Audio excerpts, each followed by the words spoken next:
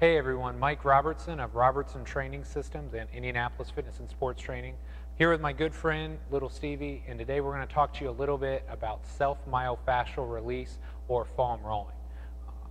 A lot of times I describe foam rolling as poor man's massage. We all know that massage is good for you and it feels great, but we don't all have the money in our budget to get it every week. So instead, we get some cheap tools that we can use on our own at any point in time during the day. And it's going to help keep our tissue feeling good. It's going to help us train hard, and it's going to help us stay healthy over the course of our career.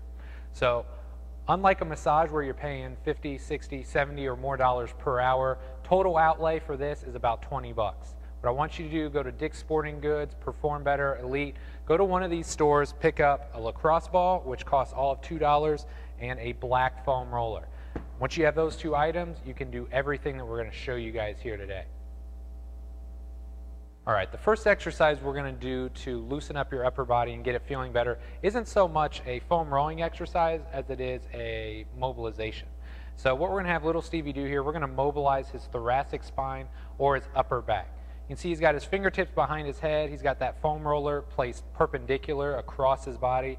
And from here, all he's going to do is kind of arch or wrap his upper back around the roller.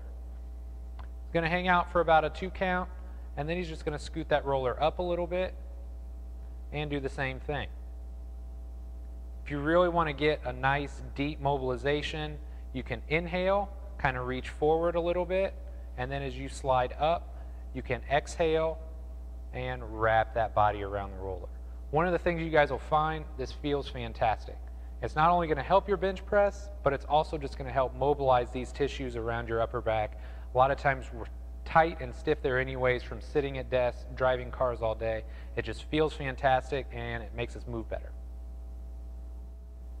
The next exercise or foam rolling technique we're going to use is on your rotator cuff.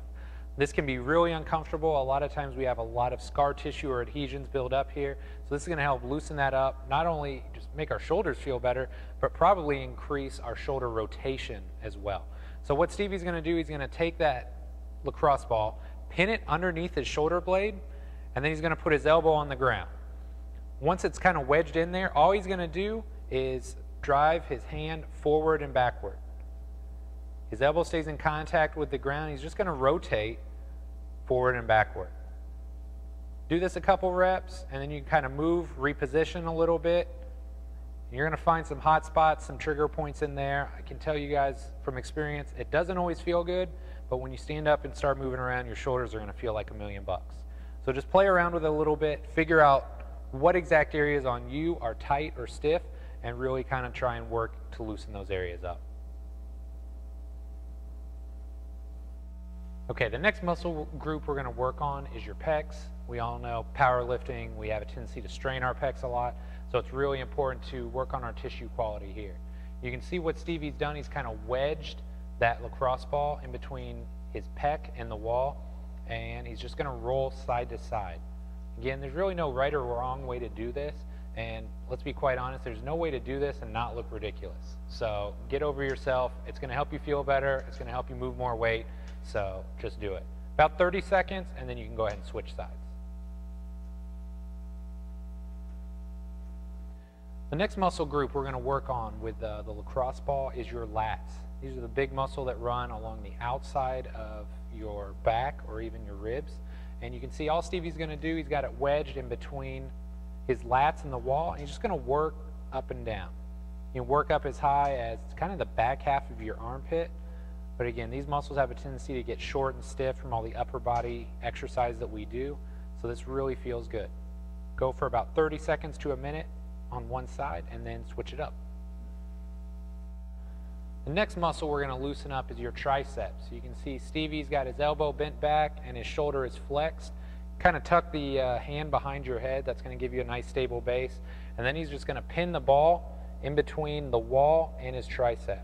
This is one where you may not be expecting it, but it can be really tight and stiff. Again, all the heavy lockout work that we're doing, all the tricep extension work we're doing, this area can just get really beat up over time. So like all of these, 30 seconds to a minute, and then switch sides. Last but not least, we're going to loosen up your posterior shoulder capsule, or the back half of your shoulder.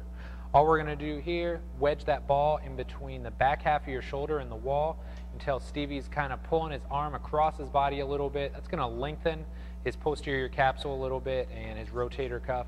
He's just going to work to loosen up those muscles and the capsule on the back side of his shoulder. Again, this is one of those areas that tends to get beat up over time. It can be a little awkward. The ball may slip around a little bit on you, but go for about 30 seconds to a minute and then switch sides.